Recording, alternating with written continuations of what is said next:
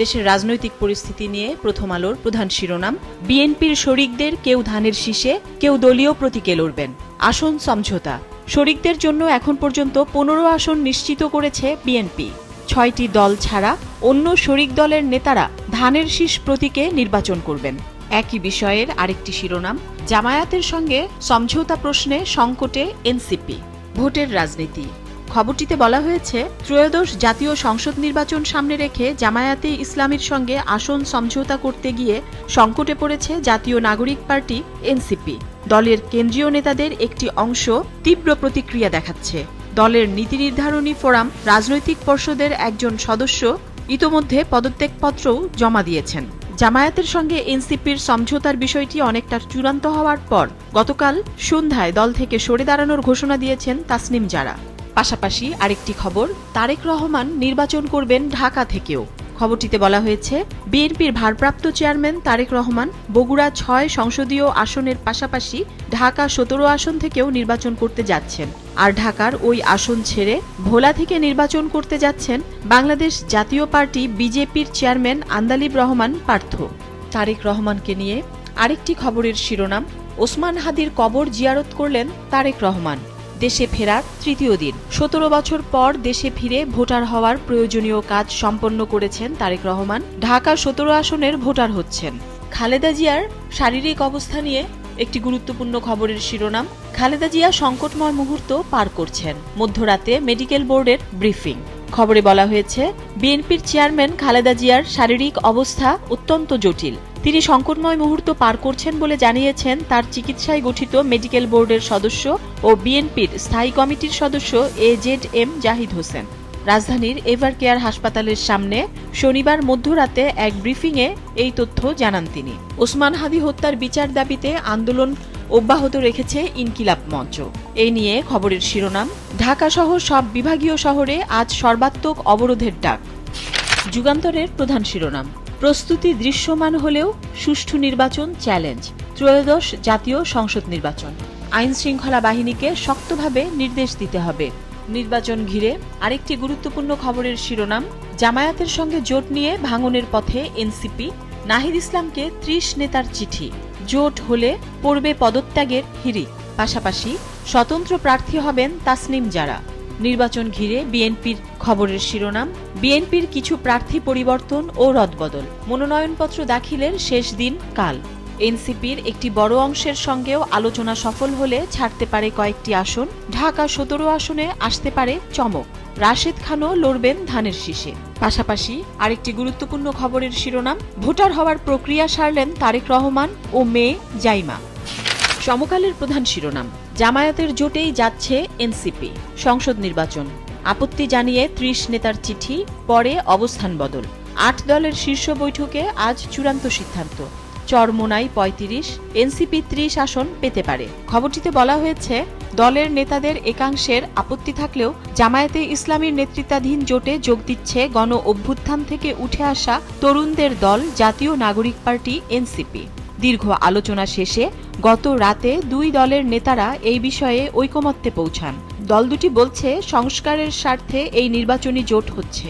আজ রোববার আনুষ্ঠানিক ঘোষণা আসতে পারে। এদিকে জামায়াতের সঙ্গে জোট করা নিয়ে এনসিপিতে বিরোধ নতুন মাত্রা নিয়েছে।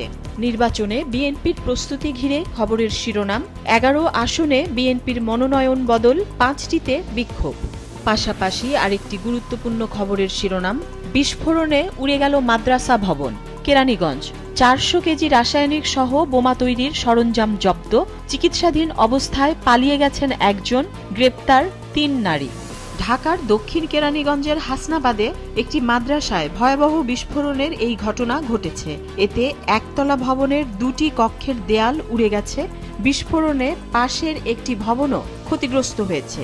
এদিকে আবহাওয়া পরিস্থিতি নিয়ে একটি খবরের শিরোনাম, শীতে কাঁপছে উত্তর ও দক্ষিণ পশ্চিমাঞ্চল। খবরটিতে বলা হয়েছে, প্রচণ্ড শীতে কাঁপছে দেশের উত্তর ও দক্ষিণ পশ্চিমাঞ্চলীয় জেলাগুলো। বিশেষ করে উত্তরের রংপুর, গাইবান্ধা, জয়পুরহাট, পঞ্চগড়, নীলফামারীতে প্রচণ্ড ঠান্ডায় জনজীবন বিপর্যস্ত হয়ে পড়েছে। বাড়ছে ঠান্ডাজনিত রোগ ব্যাধি। গতকাল ভোর 6টায় দেশের সর্বনিম্ন 8.8 ডিগ্রি তাপমাত্রা রেকর্ড করা হয়েছে যশোরে। দেশ রূপান্তরের প্রধান শিরোনাম, শেষ মুহূর্তে সমঝোতার চেষ্টা, বড় পরিসরে আসন ছাড় দেবে না বিএনপি, ত্রয়োদশ সংসদ নির্বাচন। শরিকদের এখন পর্যন্ত ছাড় দিয়েছে 18টি আসনে, নিজ দলের প্রার্থী বদল করেছে অন্তত 13টি আসনে। পাশাপাশি একটি ছোট আকারের শিরোনাম, গণ অধিকারের রাশেদ নিলেন ধানের শীষ। জামায়াতের সঙ্গে এনসিপির জোট নিয়ে খবরের শিরোনাম, জামায়াত জোটে আপত্তি এনসিপির 30 নেতার, তাসনিম জারার পদত্যাগ। পাশাপাশি আরেকটি খবর, ভোটার হলেন তারেক রহমান, দেশে ফেরার তৃতীয় দিন, জাতীয় কবি শহীদ ওসমান হাদি, ছোট ভাই আরাফাত রহমান কোকো ও শহীদ সেনা কর্মকর্তাদের কবর জিয়ারত। দৈনিক কালবেলার প্রধান শিরোনাম, 1 জানুয়ারি বই পাচ্ছে না কোটির বেশি শিক্ষার্থী, এনসিটিবি সিন্ডিকেটের খপ্পরে নতুন শিক্ষাবর্ষের পাঠ্য বই, হাতে সময় 3 দিন, ছাপা বাকি 11.5 কোটি বই। বই ছাড়া স্কুলে যেতে হবে 6ষ্ঠ থেকে 8ম শ্রেণীর অধিকাংশ শিক্ষার্থীকে। বই পেতে মার্চ পর্যন্ত অপেক্ষা করতে হবে 3 শ্রেণীর বেশিরভাগ শিক্ষার্থীকে। সবচেয়ে খারাপ অবস্থা 8ম শ্রেণীতে, ছাপা হয়েছে মাত্র 4.5% বই। 65,000 টন কাগজে 45 কোটি টাকার কমিশন বাণিজ্য।